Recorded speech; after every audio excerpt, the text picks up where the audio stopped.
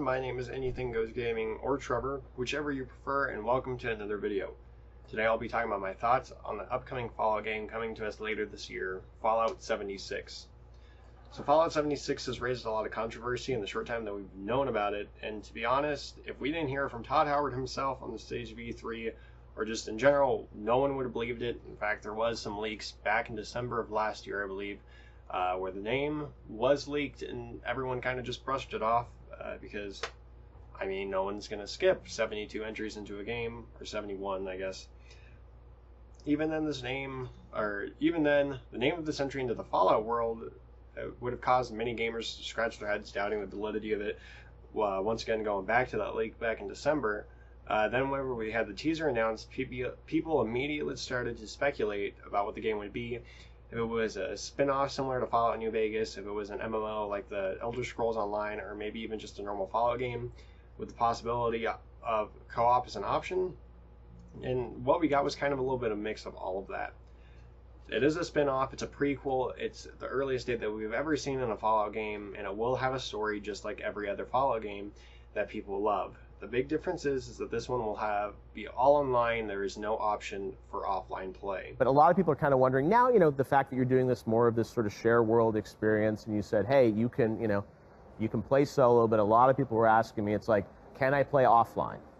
You cannot. You will see, even if you're playing by yourself doing quests, you will see other players. Okay.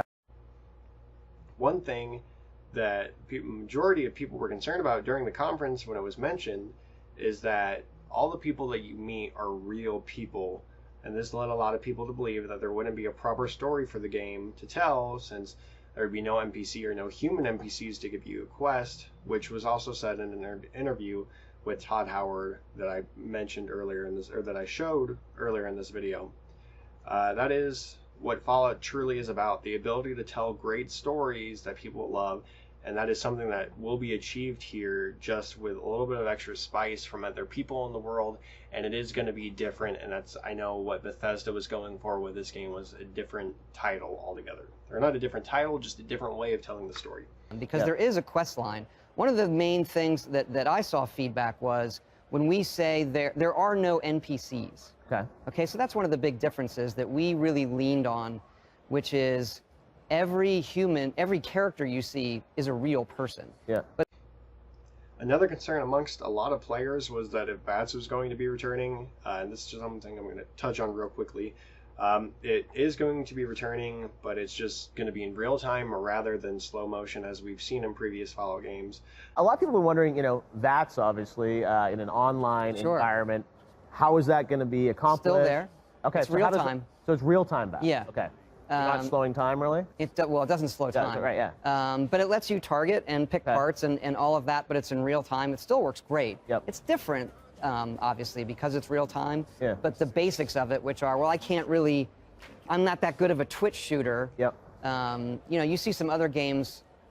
That's a good reference point. I won't even mention it. People will dig into it too much. Right. But you can kind of picture how it works. Uh-huh. Like, I'm not as good at lining up someone and getting a headshot, but I've made my character good at VATS. Oh, and now I can do that. Okay.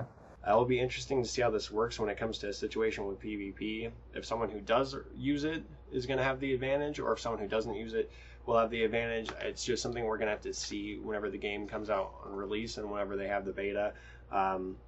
And how they're going to balance it out is just going to be interesting. I know in an interview it was mentioned that you can train your character to be enhanced in VATS, so it might be something maybe in the beginning of the game you don't have the upper hand, but later on in the game you do achieve that just from level progression.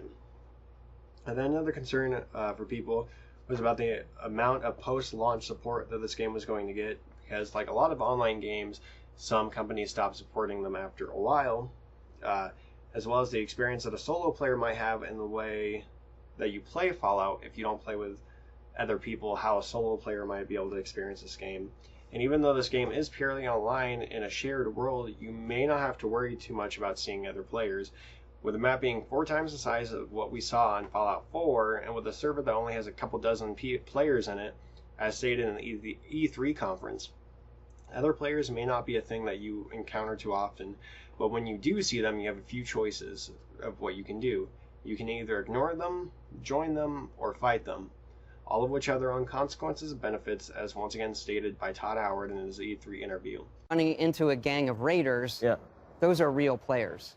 So there's always PvP, like you can never, Well, first of all, I'd say we're still dialing that. Okay. We don't want it to be griefy, but we want to have some drama there. Okay. So there is a way that you can decide to do PvP, and we are currently balancing kind of the incentives for someone who wants to be very aggressive to people and those who want to ignore it. Yeah. And that really comes down to, you know, the in-game incentives and then also the social incentives. But I would say we don't want it to be griefy in any way. Okay. And we'll dial it in so people can say, look, I don't want to deal with that. So you can pick. It's like I don't want PvP. Well, you want a little bit of a little fear, I guess. We want a little bit of drama there without the without them ruining your game. Something like this will be nice to see and will add an extra element of suspense to a game that can already keep you on your toes when you play by yourself. The great part about this too is that if you die, you're not going to lose anything, and nothing's going to reset. You're going to have all your gear, everything stays the same. And this is kind of Bethesda's idea of a softcore survival game.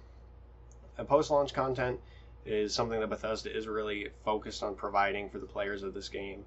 They plan on implementing mods to the game at one point, but they are going to do this post-launch. As for official content, Todd did say that this is a game they plan on supporting for a long time to come, and that they always want to be adding new content for fans to enjoy.